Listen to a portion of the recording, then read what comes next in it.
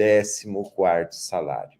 Nesse vídeo eu quero que você se prepare, porque eu vou mostrar para vocês como as coisas andam no nosso caminho e dão certo quando a gente quer prosperar. Vou falar os detalhes para você, uma verdadeira surpresa também, que foi assinada, virou lei, em união com o presidente Luiz Inácio Lula da Silva e o senador Paulo Paim, do PT.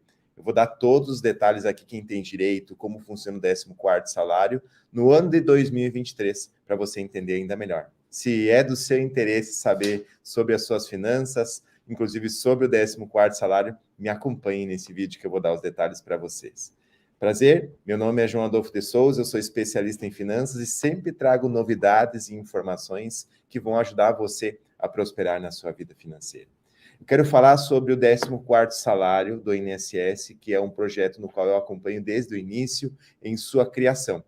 Por que em sua criação? Porque quando esse projeto começou, ela era apenas uma ideia legislativa.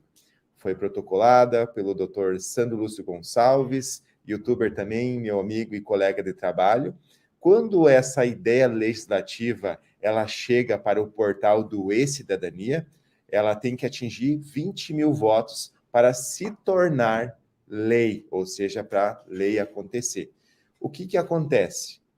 Para se tornar um projeto, melhor dizendo, né? Para se tornar um projeto de lei, ela precisa atingir os 20 mil votos. E quando a gente criou esse projeto ele teve uma votação recorde, milhares de pessoas, e mais exatamente em torno de 46 mil votos foram atingidos em um tempo recorde. É claro que isso chamou a atenção do Congresso Nacional, porque uma votação tão rápida assim é um desejo da população, é um desejo da democracia que todo poder tem que emanar do povo. O que aconteceu depois disso? O senador Paulo Paim, que é o PT também, que você já vai entender na sequência desse vídeo onde é que eu quero chegar com o 14º salário, e seria fundamental que você apertasse o botão do like nesse vídeo aí, para você que sempre foi a favor do 14º salário. Quero ver quantas pessoas aí já vão apertar o botão do like. Quem sempre foi a favor, mesmo que duvidava, mas que foi a favor, aperta o botão do like aqui. Inclusive, eu quero que você coloque aqui no comentário qual a sua cidade, a sua região que você vem acompanhando esse vídeo, e presta mais atenção ainda agora.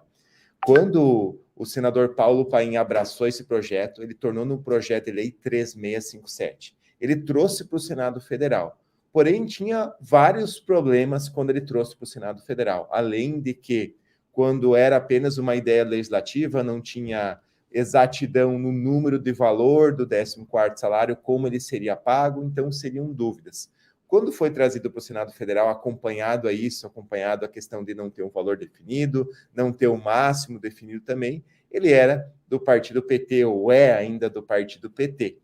E quem estava no poder, então, seria o ex-presidente Jair Messias Bolsonaro. E pense, então, por que tanto as pessoas duvidavam, e eu entendo essas pessoas, que iria ser pago o 14º salário dos aposentados, de um projeto que veio originado pelo senador Paulo Paim do PT e puxado, então, pelo presidente Jair Messias Bolsonaro. Não faria muita questão, não faria muito sentido trazer algo para um partido, entre aspas, concorrente. Você concorda comigo? Coloca aqui no comentário se você concorda. Só que depois daí, as coisas começaram a mudar muito rápido, pois vários deputados interessados nesse tema tão polêmico, você deve ter acompanhado várias notícias o tempo inteiro, é 14º aqui, 14º ali, e nunca se concretizava nada diferente desse vídeo que eu quero mostrar para vocês.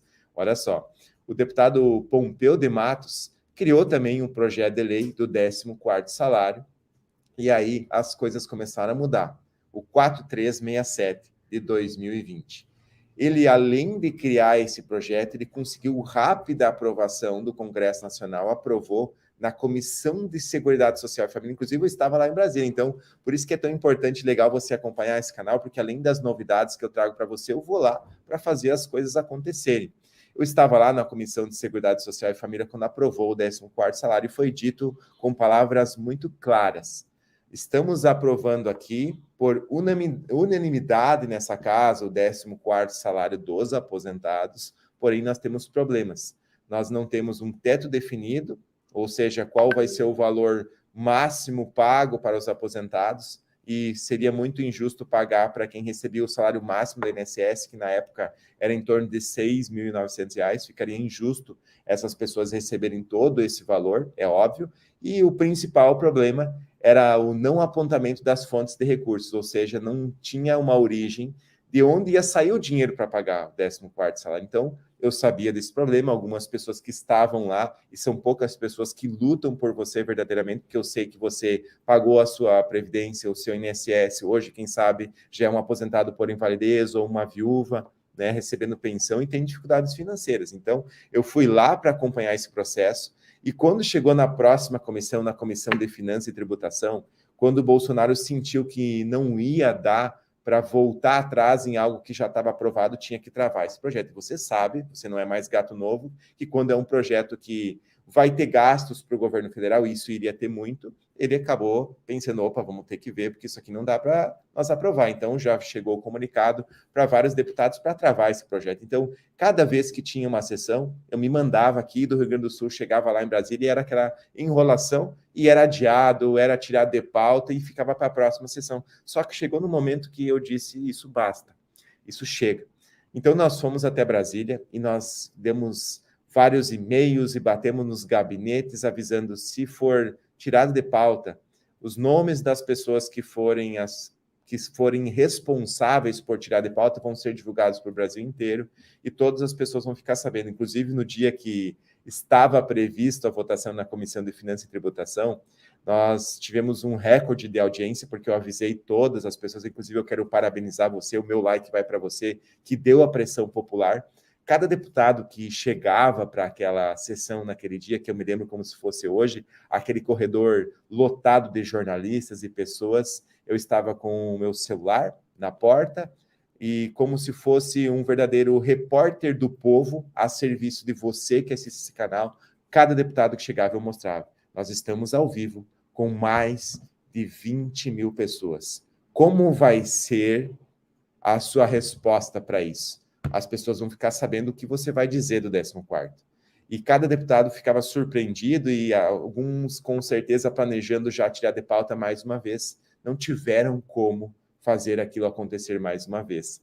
E eles tiveram que votar. E aí você já sabe, nós aprovamos o 14º salário lá na Comissão de Finanças e Tributação e ainda antes desse período em turbulência nos bastidores, quando eu estava lá em Brasília, eu tive que ajudar a resolver esse problema da fonte de recursos.